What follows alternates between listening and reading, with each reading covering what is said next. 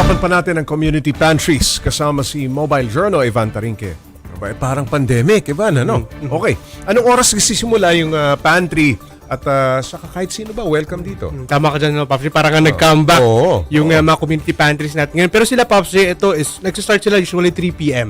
No, kung saan hindi na masyado mataas yung araw at yung mga, marami na yung nakapila doon sa mga tricycle, no, Pops J. Kasi yung pwesto nila, Pops J, malapit doon sa talagang terminal ng mga tricycle. So marami yung nakakalapit sa kanila, nakakahingi. Pero in terms of priority, Pops J, no, ang priority talaga dito bigyan is yung mga chuper, mga PV drivers, mga tricycle, pati mga riders natin, Pops J, no.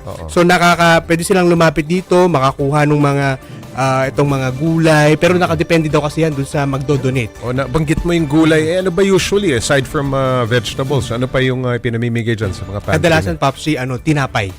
Tinapay. So, depende daw talaga. May bigas ba? Pinapamigay? So far, Pops J, no, ngayon wala tayong nakitang bigas, no? Pero depende pa rin daw talaga yan kung ano yung ibibigay ng mga magdo-donate. So, yun nga ang target nila, no, makapaglatag sila at least every day. Parang yung mga chopper natin, yung mga riders, makakuha at makabawas doon sa kanilang gastusin, Pops J. Okay, Ivan, mga gaano karaming chopper o yung mga beneficiaries nitong mga community pantries ang nabibiyayaan nitong mga gulay, sabi mo, tinapay, ano? Gaano karami? Maayos ba ang pila? May sistema ba?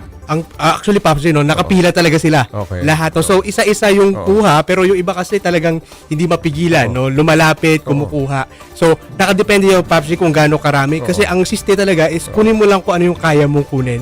At yung iba naman, pwedeng magbigay kung ano yung kaya mo ibigay. Ano yung kailangan mo? Kailangan mo. So, yun yung siste talaga, Pops J. So, tansya mo, mga ilan yung mga nakita mong nagkaroon ng, ng biyaya? Kanina, Pops J, parang isang buong terminal ng tricycle nakakuha. Sila, no? So, tama ka dyan, Pops J. No, nakakuha sila, pero yung iba kasi parang medyo tinipid, medyo nahiya. Ilang pirasong gulay lang yung kanilang kinuha. Ayun. Pero yun nga, no, kung ano lang yung kailangan nila, yun lang din yung kinuha nila, Pops J. Paano naman yung mga volunteers sa community pantry? Paano sila nabubuhay, no, sa ganitong klase ng krisis? Pops J, itong si Sir Paul saka si Ma'am Rose, vendors sila. No, so nagbebenta sila ng mga pagkain. So kahit papaano naman daw may income sila. So itong income nila, Pops J, no, may times kasi talaga na medyo konti lang yung nag-donate. So nagbibigay pa rin, nagdadagdag sila since medyo malapit to sa NEPA Q-Mart, no, Pops J. So malapit lang yung palengke, so nakakapagdagdag pa sila para mas marami rin yung mga makakuha, Pops J. Ano pa ang pwedeng i-donate dito sa mga community pantries na ito? Huwag natin ilimita sa gulay lamang at tinapay. Ano pa ang pwede? Tama ka dyan, Pops J. Pwedeng kahit ano actually. Bigas no? sana. Bigas sana, pwedeng bigas, pagkain, any type of food, no, Pops J, pwedeng ibigay, no. Ang system kasi, Pops J, pwedeng pumunta diyan direkta dun sa may organizer diyan, may tama ka dyan, Pops J. Merong nagfa-facilitate diyan, hanapin lang sila Sir Paul o si Miss Rose. I-endorso lamang yung kanilang iaabot. Tama ka dyan, Pops J. Lalapit lang sila o pwede silang tawagan. No? May mga page naman sila, Pops J, na pwedeng kontakin at doon makakapaghatid ng tulong yung ating mga gusto pang maghatid ng tulong. Sa Quezon City lamang nagaganap ito o meron kang impormasyon na sa ibang lugar ganito rin? Actually, Pops J, no, nauna yung sa Maginhawa, yung original na... dyan nagsimula. Tama ka dyan, Pops J. Nag-umpisa si Miss Patricia noon.